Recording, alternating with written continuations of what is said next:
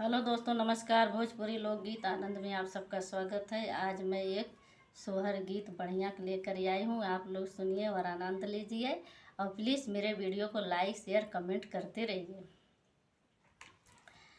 हे रे कारी जामुनिया तू फारी के लटकी जाती हो।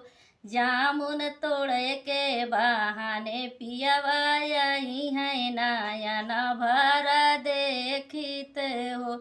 जामुन तोड़े के बहाने पियावा यही है नयन भर देखित हो। एतनी बचना जामुन सुनलिन सुनहु नाही पवलिनी हो। जामुन फरी के झपसा लागी गईलिनी हो।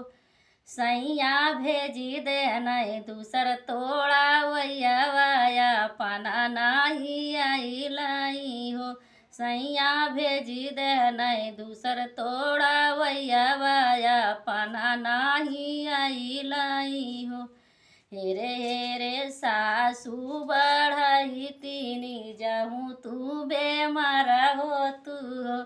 सासू देखै के बहाने पियावा यही है नयन भर देखित हो।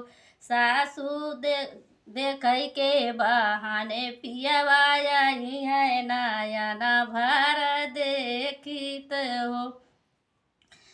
सैया एतनी बचना सासू सुनली सुनहु नाही पवलिन हो। सासुक धैल लै जुड़िया जड़ैया बेमारा होई गईलिन हो।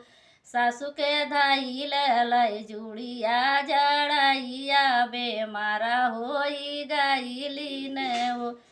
सैया भेजी दे नहीं दूसर डॉक्टरवाया पना नहीं आई हो।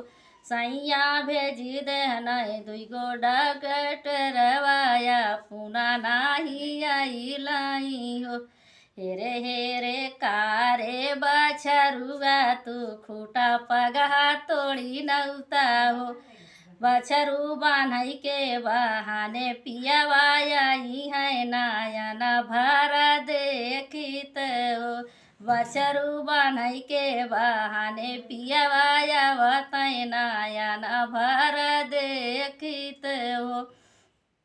एतनी बचना बछरू सुनलै सुनहु नाही पवलै हो। बछरू खूटा पगहा कुल तोरी डर नहीं त हरि नाही आई तो पिया नाही आई हो। पियावा भेजी दे नहीं दूसर बनावैया वाया पना नाही आई हो। पियावा भेजी दे नहीं दूसर बनावैया अपना नाही आई हो।